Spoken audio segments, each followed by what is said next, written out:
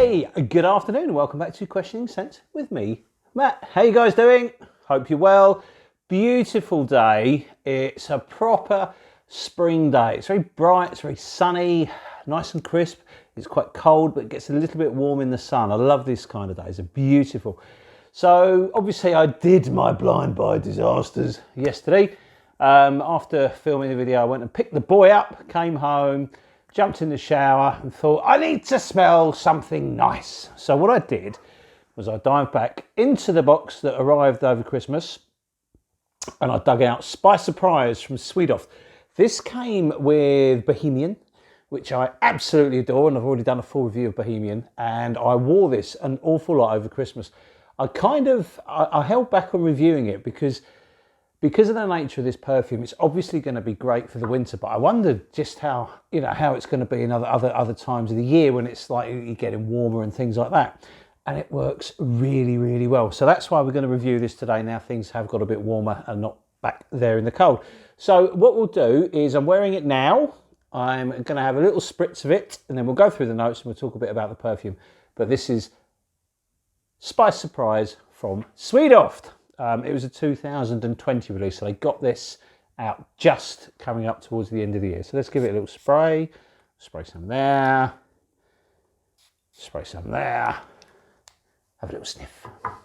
Right, let's look at the notes. Well, actually, before that, what we'll do is we'll have a look at what the inspiration behind the perfume was. Spice Surprise originally was called Condium Paradoxum, apparently.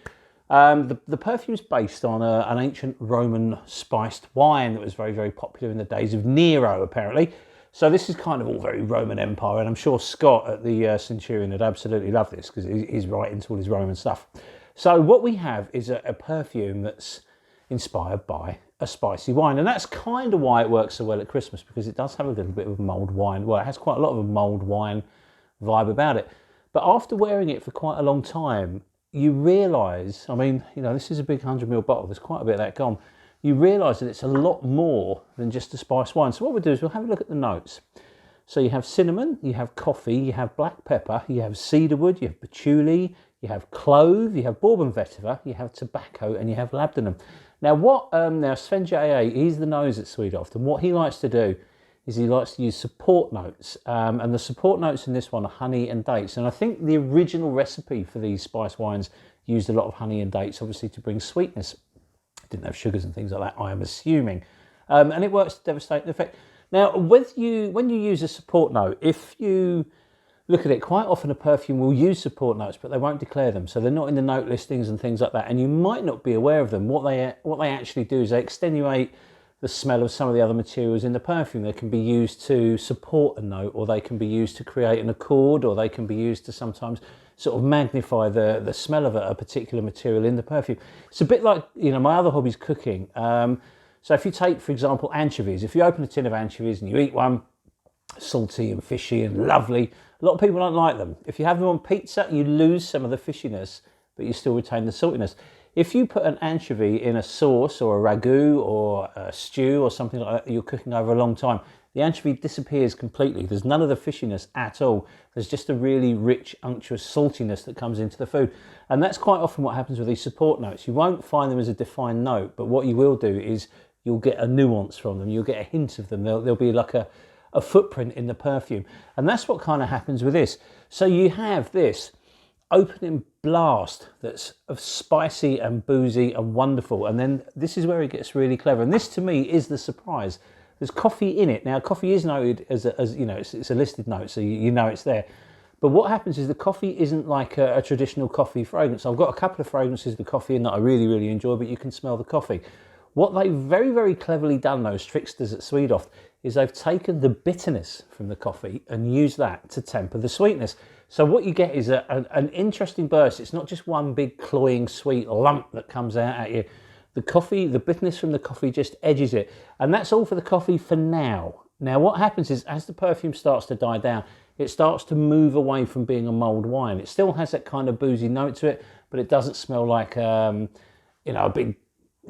big bowl on a table that everyone's ladling out over at Christmas. It starts to lose that, and then it becomes quite a much more interesting fragrance. I do love the opening, don't get me wrong, But the coffee then becomes more pronounced as the perfume dries down, and that's where everything starts to really happen.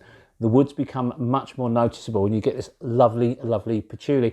The patchouli and the vetiver just mesh together with a little bit of tobacco. It's not overly tobacco heavy, but it's beautiful. And then from it's quite clever because you have a perfume that's kind of inspired by wine, a sweet wine at that. So you'd expect it to have quite a wet feel on your skin, and it does. But as it dries down, the perfume itself gives off a slightly drier vibe to it. When you wear this over a few hours, you'll notice that it becomes more and more sort of luxurious as it goes down. It becomes drier and smoother, and it's just like a really friendly hug. It's such an underrated one from SweDoft. I really, really enjoy this, and I'm enjoying it bizarrely more and more now it's getting warmer.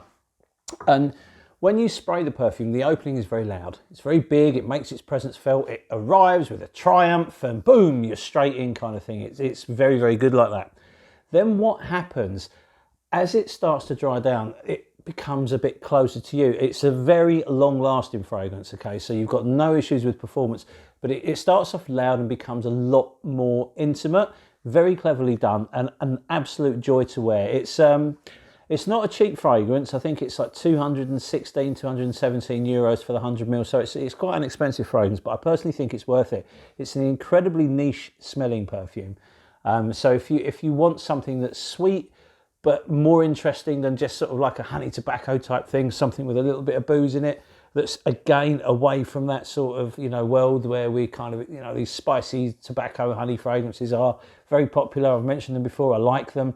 But this is a different interpretation of it. You get that little bit of cloves in the base as well, which just gives it a kind of twist. Now, there's obviously more stuff in here than's in the note listing because it's such a complex fragrance. But what it does is it manages all the materials really, really well. So it's not linear because it changes. It has this boozy sort of rum, like a boozy kind of spiced wine opening, and then it becomes a much drier perfume. So there's one major change in gears in it. It doesn't variate too much after that major turn, but it's really, really good. I love the first hour, this boozy wine, and then this more luxurious kind of drier fragrance that follows after it is also absolutely divine. Really, really good stuff. I think it will probably suit the more mature fragrance enthusiast. I think the younger thrusters may not enjoy this one because of that little bitterness in the opening from the coffee. I think that might turn sort of the younger, sweeter, sweet fragrance loving crowd off a little bit, because as it dries down, the coffee stays with it. You'll definitely pick up on the coffee more. So the bitterness of the coffee is at the top, and as it starts to dry down, then it actually starts to smell a little bit more like a coffee as it meshes with the other materials. It's a really, really good transition, and it's one that you really need to experience. I love the stuff. So yeah, it's a completely unisex fragrance. I think a woman will be happy wearing this as much as a man.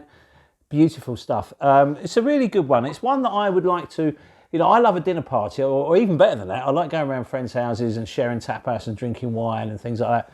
That's the kind of scenario I wear this for. This isn't, you don't layer it, lashings of it on to go to a nightclub or something like that. It's not that kind of fragrance.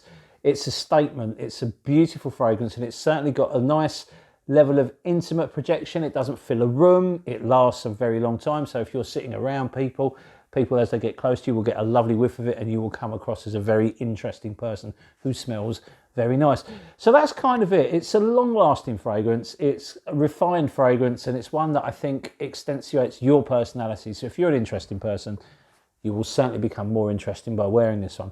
So Spice Surprise is a lovely fragrance and a really good addition to the house of SweDoft, and one that I think maybe we're going to hear more and more about it, especially as the year goes by and we start, once we've got through summer, we start getting into autumn. This is going to start popping up in a lot of people's top 10 winter lists and things like that.